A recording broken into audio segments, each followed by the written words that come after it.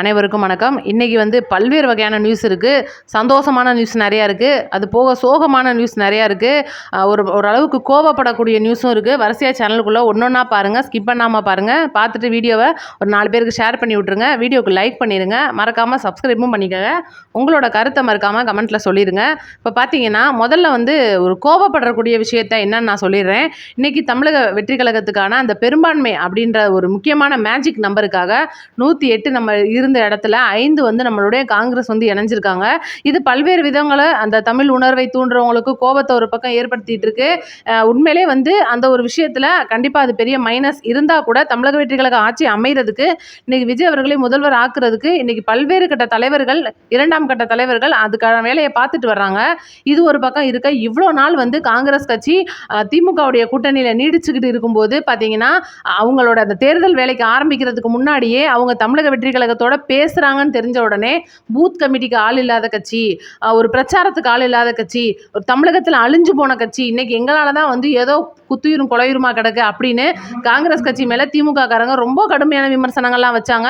அப்ப பாத்தீங்கன்னா செல்வ பெருந்தகை முழுக்க முழுக்க திமுகவுக்கு சொம்பா மாதிரி பெட்டியெல்லாம் வாங்கின மாதிரி பயங்கரமா ஆதரவா பேசினாரு. ஆனா கூட பாத்தீங்கன்னா மாணிக்கம் தாகூர், பிரவீன் சக்கரவர்த்தி இவர்கள் மற்றும் மல்லிகார்ஜுன கார்கே, கிறிஸ் ஓடாங்கிறவர்கள் இவங்கெல்லாம் பாத்தீங்கன்னா ஆசைப்பட்டதை தமிழக வெற்றி கழகத்தோடைய அவங்க ஒரு கூட்டணி வச்சு தேர்தலை சந்திக்கணும் அப்படின்னா அந்த ஒரு சூழ்நிலை நடந்திருந்தா கண்டிப்பா விஜய் அவர்கள் இப்போதைக்கு இந்த 5 சீட்டு 10 சீட்டுக்கும் நம்மளுக்கு அந்த இழுபறிக்கு இருக்கிற வேலையே இருக்காது. முழுக்க முழுக்க குறைஞ்சது 160 சீட்டை நம்ம தட்டி தூக்கியிருப்போம் அப்படின்றதான் உண்மை. அது ஒரு பக்கம் இருக்கட்டும். இப்போ பார்த்தீங்கன்னா அந்த மயிலாடுதுறையில் இன்னைக்கு காங்கிரஸ் சார்பில் தமிழக வெற்றி கழகத்துக்கு ஆட்சி அமைக்கிறதுக்கு பெரும்பான்மை எங்ககிட்ட நாங்கள் அப்புறம் நிரூபிச்சுக்கிறோம், முதல்ல எங்களுக்கு நீங்கள் பதவி பிரமாணம் பண்ணி வைங்கன்னு சொல்லிட்டு ஆளுநர் அவர்களை எதிர்த்து காங்கிரஸ் சார்பில் மயிலாடுதுறையில் போராட்டம் நடத்தும் போது அவங்களுடைய அந்த கட்சி கொடிகள், காங்கிரஸோட கட்சி கொடிகள், கட்சி ஆட்கள் கிட்டத்தட்ட பார்த்தீங்கன்னா வயசானவங்கலாம் அதிக பேர் இருக்கிற போது திமுக காரங்க பிடிச்சி அவங்களை அடிச்சு தள்ளி விட்டுக்கிட்டு இருக்காங்க. இதெல்லாம் பார்க்கும்போது என்னடா நீங்கள் இவ்வளோ நாள் உங்கள் கூட்டணி கட்சியில் இருந்தவங்களுக்கு இதுதான் நீங்கள் திருப்பி கொடுக்குற தர்மமா அப்படின்னு கேட்குற மாதிரி இருந்துச்சு. இது போக பார்த்தீங்கன்னா இது கோபம் முட்டக்கூடிய ஒரு விஷயமா இருக்கு.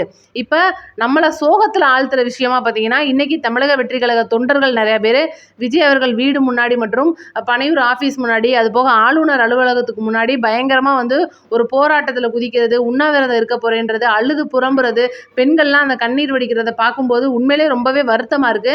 அதே வருத்தம் தான் இன்னைக்கு நம்மளுக்குள்ளேயும் இருக்கு. இன்னும் சில பேர் பாத்தீங்கன்னா நான் அண்ணனுக்காக ஜெயில் கூட போறேன், எனக்கு அதை பத்தி எல்லாம் கவலை இல்லை, ஆளுநர் உடனடியா அண்ணனை பதவியேற்க அழைக்கணும், இந்த பிஜேபி பேச்சை கேட்டுக்கிட்டு ஆளுநர் ஆடுறாருன்னு சொல்லிட்டு ரொம்ப பேர் கோவத்துல கொந்தளிச்சிட்டு இருக்கிற சம்பவமும் நடந்துட்டு தான் இருக்கு. அவங்கள குண்டுகட்டா போலீஸ்காரங்க தூக்கிட்டு போய் ஆட்டோல வச்சு தூக்கிட்டு போய் இதெல்லாம் நம்ம பார்க்குறது ரொம்ப வருத்தமான விஷயம். அடுத்து சந்தோஷமான விஷயத்துக்கு நம்ம வருவோம். ஏன்னா இன்னைக்கு தமிழக வெற்றி கழகத்துக்கான அந்த ஒரு ஆதரவு எண்ணிக்கை திருமாவளவன் மற்றும் சிபிஐ சிபிஎம் இந்த மாதிரி கம்யூனிஸ்ட் 2 வகையான கம்யூனிஸ்ட் இருக்கு இன்னைக்கு தமிழ்நாட்டில். இந்திய கம்யூனிஸ்ட், மார்க்சிஸ்ட் கம்யூனிஸ்ட் இவங்களுடைய அந்த ஒரு கூட்டம் அப்படின்றது இப்போ நடந்துட்டு இருக்கு. அந்த கூட்டத்தில் திருமாவளவன் அவர்களுக்கு ஆதரவு கேட்டு பார்த்தீங்கன்னா நேற்று தான் சிடிஆர் நிர்மல்குமார் இந்த மாதிரி ஆட்கள் வேற கட்சியில் போயிட்டு ஆதரவெல்லாம் கேட்டுட்டு வந்திருப்பாங்க. ஆனால் கூட பார்த்தீங்கன்னா திருமாவளவன் அவர்களுடைய கட்சிக்கு ஆதரவை யாரோ வாட்ஸ்அப்ல கேட்டிருக்காங்கன்னு சொல்லிட்டு அவங்க கட்சியிலேருந்து நிறைய பேர் கொந்தளிச்சு பேசியிருக்காங்க.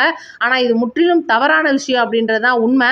ஏன்னா இன்னைக்கு விசிகா கட்சியோடைய எம்எல்ஏ ஆனவங்களே பார்த்தீங்கன்னா ப்ரெஸ் மீட் கொடுத்துட்டு இருக்காங்க. நேற்றுலேருந்து அது ஓடிட்டு இருக்கு. ஆனால் வெளியில் அந்த நியூஸ்ன்றது வரமாட்டேங்குது. முழுக்க முழுக்க விடுதலை சிறுத்தை தலைவர் திருமாவளவனுக்கு எதிராக தான் இருக்குது அந்த ப்ரெஸ் மீட்டு. அண்ணன் ஏன் இப்படி தயங்குறாரு? இன்னும் திமுகவில் நம்ம அடிமையாக இருக்கணும்னே நினைக்கிறாரா? தமிழக வெற்றி கழகத்தில் போயிட்டு நமக்கான ஒரு சிறுபான்மையின நலத்துறையை வாங்கிக்கிட்டு, ஏன்னா இன்னைக்கு நம்ம கிட்ட கண்டிப்பாக ஒரு அமைச்சரவை கொடுப்பாங்க. இது கூட்டணி தர்மம் அப்படின்றது. ஏன்னா இறுதி கட்டத்தில் வர்றனால அவங்களுக்குன்னு ஒரு சீட்டு, அமைச்சரவை சீட்டு ஒதுக்குறது, இதெல்லாம் இன்னைக்கு நம்ம தமிழக வெற்றி கழகத்திட்ட நம்ம போய் கேட்கலாம். நம்ம எதுக்காக அரசியலுக்கு வந்தோம்? நம்மளுடைய மக்களுக்கு, எளிய மக்களுக்கு நல்லது செய்யணும் தானே, ஏன் தயங்குறீங்கன்னு சொல்லிட்டு அவங்களோட கட்சியில் இருக்க எம்எல்ஏக்களே கேட்டுட்டு இருக்காங்க. இது ஒரு பக்கம் இருக்க, கம்யூனிஸ்டுகள், மார்க்சிஸ்ட் கம்யூனிஸ்ட், இந்திய கம்யூனிஸ்ட் ரெண்டுமே அவங்களுடைய அந்த ஒரு ஆலோசனை கூட்டத்தில் விஜய் அவர்களுக்கு ஆதரவு கொடுத்துடலாம் அப்படின்னு சொல்லிட்டு மிக முக்கிய தகவல் ஒன்று வந்திருக்கு. இது பார்த்தீங்கன்னா 4 சீட்டு இப்போ கன்ஃபார்ம் ஆயிடுச்சு. அப்போ 113 + 4 117 கன்ஃபார்ம். ஒரே ஒரு சீட்டு மட்டும்தான் இன்னும் வேணும். இன்னைக்கு அடிமையாக போன திருமாவளவன் அவர்கள் வரலேனா கூட எடப்பாடி அவர்களுடைய அதிமுகலேருந்து 6 எம்எல்ஏக்கள் மிஸ் ஆகியிருக்காங்க. அதோட முக்கியமான விஷயத்தையும் நான் சொல்லிடுறேன்.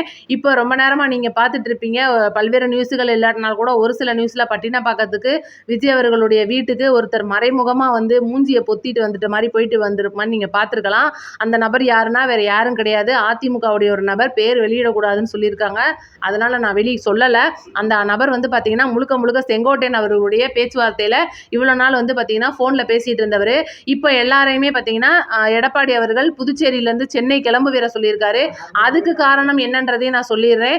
6 எம்எல்ஏக்கள் அங்கேருந்து தப்பிச்சு போயிட்டாங்க. அது என்ன காரணம் அப்படின்னா, தமிழக வெற்றி கழகத்தோட தான் அவங்க பேச்சுவார்த்தை நடத்தியிருக்காங்களா அப்படின்னு கேட்டிங்கன்னா கேள்விக்குறி தான். ஒருவேளை திமுகவுடைய கூட இருக்கலாம். இது ஒரு பக்கம் இருந்தால் கூட எடப்பாடி அவர்களுடைய பேச்சை மதிக்காத 6 எம்எல்ஏக்கள் ரிசார்ட்லேருந்து தப்பிச்சு போயிட்டாங்க. தப்பிச்சு போனவங்க எங்கே போனாங்கன்றது தெரியல. அப்படி தப்பிச்சு போனதுக்கப்புறம் மிச்ச பேரை வச்சிருந்து பிரயோஜனமும் இல்லை அப்படின்றனால இன்னைக்கு பார்த்தீங்கன்னா ஒரு பக்கம் பிரயோஜனம் இல்லை, அவங்கள என்னப்பா சென்னைக்கு அனுப்பிச்சி விட்ருங்கன்னு சொல்லிட்டு எடப்பாடி அவர்களே நேரடியாக சொல்லி நீங்கள் எல்லாம் உடனடியாக சென்னை வந்துடுங்க, இங்கே வந்து நம்ம பேசிக்கிடுவோம் அப்படின்னு சொல்லிட்டு அவங்களுடைய ஆலோசனைக்கிட்டே இப்போ இங்கே மாற்றிருக்காங்க. இது போக பார்த்தீங்கன்னா திமுகவில் இப்போ கனிமொழியாக இருக்கட்டும், திமுகவுடைய சில நபர்களாக இருக்கட்டும், தயவு செய்து மக்களுடைய அந்த ஒரு ஆதரவை வந்து எல்லாருமே வந்து தலைவணங்கணும். ஆளுநர் அவர்கள் விஜய் அவர்களை ஆட்சி அமைக்க அழைக்கணும்னு சொல்லிட்டு கனிமொழி அவர்களே வந்து பேசும்போது கண்டிப்பாக பேசுறது பார்க்குறது இதெல்லாம் கேட்குறதுக்கு நல்லா தான் இருக்குது. ஆனால் இவங்க உண்மையிலே தான் அதை சொல்கிறாங்களா, மனசுக்குள்ளே நிறைய விஷயத்த வன்மத்தை வச்சுக்கிட்டு இருக்காங்களா? ஏன்னா இன்னைக்கு தம்பிதுரை அவர்கள் கொடுத்த ப்ரெஸ் மீட்டில் அதிமுக மீண்டும் ஆட்சிக்கு வரும், எடப்பாடி அவர்கள் முதல்வர் ஆவார்னு ஒரு குண்டை தூக்கி போடுறாங்க. இங்கிட்டு பார்த்தீங்கன்னா எங்களுடைய திமுக ஆட்சி தொடரும், எங்களுடைய எதிர்க்கட்சி தலைவராக உதயநிதி ஸ்டாலின் தொடர்வார், நாங்கள் அவரை முதல்வராக போகிறோம்னு சொல்லிட்டு இங்கிட்டு ஒரு கோஷ்டி கிளம்பியிருக்காங்க. என்னடா அது எங்கடா நம்புறது? இந்த நியூஸ் சேனல்ஸ் போடுற ஒவ்வொரு தம்ப்நெயில்ஸையும் பார்த்து பார்த்து உண்மையிலே எனக்கெல்லாம் தலைவலியே வந்துருச்சு. இருந்தால் கூட தமிழக வெற்றி கழக உறவுகளுக்கு என்ன உண்மை நடக்குது அப்படின்னு சொல்லிட்டு சொல்லிடணும், அப்பக்கப்போ ஒரு அப்டேட் கொடுக்கணும். ஏன்னா இன்றைக்கி நிறைய பேர் அதை வெறுத்துடுறாங்க. ஒட்டுமொத்தமாக இன்றைக்கி நியூஸே நமக்கு வேணாண்டான்ற இருக்கும்போது அப்புறம் ஒரு மகிழ்ச்சியான செய்தியாக வந்தது என்னென்னா, ஆளுநர் அவர்கள் விஜய் அவர்களுக்கு 10ஆம் தேதி வரையே கால அவகாசம் கொடுத்துருக்காரு. எங்கன்னு கால அவகாசம் கொடுக்க நீங்கள் யார் சார் அப்படின்னு எனக்கும் கேட்க தோணுச்சு. அதே மாதிரி தான் உங்களுக்கும் தோணியிருக்கும்.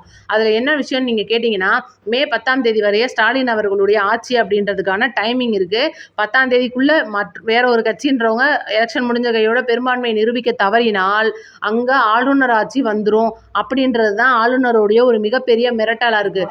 இன்னைக்கு விஜய் அவர்கள் எத்தனையோ சட்ட வல்லுநர்களிடம் மற்றும் ஏகப்பட்ட அட்வொகேட்ஸ் இவங்கள்ட்டெல்லாம் வந்து கலந்து ஆலோசித்து பேசும்போது எந்த விதமான ஒரு விஷயத்துக்கும் ஆளுநர் அவர்கள் செவி சாய்க்க மாட்டேங்கிறாரு.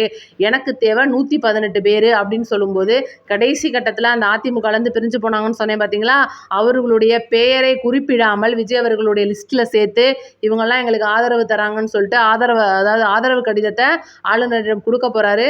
9ஆம் தேதியான நாளைக்கு விஜய் அவர்களுடைய பதவியேற்பு இருக்குது அப்படின்னு சொல்லிட்டு எல்லாருமே வந்து நம்பலாம். இது வந்து ஒரு நம்பத்தகுந்த ஒரு தகவலாக தான் இருக்குது. கண்டிப்பாக இந்த நல்ல விஷயம் நாளைக்கு நடக்க போகுது. இது எல்லாருமே வந்து பொறுத்திருந்து பார்ப்போம். அதுக்குள்ளே பார்த்தீங்கன்னா நிறைய இடங்களில் இப்போ மதுரையிலே பார்த்தீங்கன்னா ஒரு முக்கியமான இடத்துல பெரிய போராட்டம் வெடிச்சு கிட்டத்தட்ட ஒரு 100 பேர்கிட்ட சேர்ந்துட்டாங்க. அவங்கள வந்து காவல்துறையினர் கலைச்சி விட்டுருக்காங்க. இது போக நிறைய இடங்களில் போலீஸ்காரங்க நிறைய இடங்களில் அந்த ஆட்டோலாம் வச்சு கைது பண்ணிட்டு கூட்டிகிட்டு போகிறது, மண்டபத்தில் அடைக்கிறது, இந்த விஷயங்கள் ஒவ்வொன்றா நடந்துட்டு இருக்கு. தயவு செய்து இந்த மாதிரி சம்பவங்களில் ஈடுபடாதீங்க. திமுகவும் இதைத்தான் விரும்புது. தமிழக வெற்றி கழகத்தினர் கலகம் பண்ணுறதுக்காகவே வந்திருக்காங்கன்னு சொல்லிட்டு ஒரு தற்பான கெட்ட பெயரை ஏற்படுத்துறதுக்கு இந்த மாதிரி வேலைகளுக்குனே நம்மள்ட்ட வந்து பயங்கரமாக இந்த மாதிரி இவங்க கட்சியில் இப்படி தான் இருப்பாங்க பார்த்தீங்களா, இவங்க கையில் நீங்கள் ஆட்சியை கொடுத்தீங்கன்னா என்ன பண்ண போகிறீங்க அப்படின்றத காட்டுறதுக்காக இந்த வேலையெல்லாம் நடக்குது. துளி அளவு கூட யாருமே நம்பாதீங்க. தலைவர் விஜய் அவர்களை தவிர அந்த அரியணை யாருக்கும் பொருத்தமானது இல்லை. என்னதான் இன்னைக்கு மறு எலெக்ஷன் வைக்க போகிறாங்க, 6 மாதம் குடியரசுத் தலைவர் ஆட்சியே வரப்போகுது அப்படின்னா கூட அதுக்கும் வந்து இடம் கிடையாது. தமிழக வெற்றி கழகத்தில் 107 பேர் ராஜினாமா பண்ண போகிறாங்க அப்படின்றதுக்கும் வேலை கிடையாது. இன்னைக்கு காலையில் கூட புஷியானந்த் அவர்கள் நம்மளுடைய தமிழக வெற்றி கழக எம்எல்ஏக்களை சந்தித்து 10 கோடி கொடுப்பாங்க, 20 கோடி கொடுப்பாங்க, நீங்கள் வந்து விலை போயிடாதீங்க, தலைவர் அவர்களுடைய ஃபோட்டோ எடுத்து ஒரு தடவை பாருங்கள், எல்லாருடைய மனசும் மாறிடும் அப்படின்றதான் அறிவுரையெல்லாம் கொடுத்துருக்காங்க.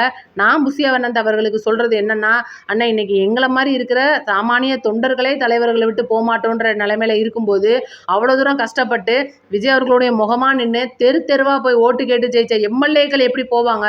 அதனால் அதுக்கும் வாய்ப்பு கிடையாது. இது வந்து அதிமுக திமுக மாதிரி கூவத்தூர் நடக்கிறதுக்கு நம்ம தமிழக வெற்றி கழகம் எக்காரணத்திலும் இடம் கொடுக்காது. ஆல்ரெடி அண்ணன் எம்எல்ஏவை தூக்கிட்டாரு, அண்ணன் தான் முதல்வர் அப்படின்றத உங்களுக்கு சொல்லிடுறேன்.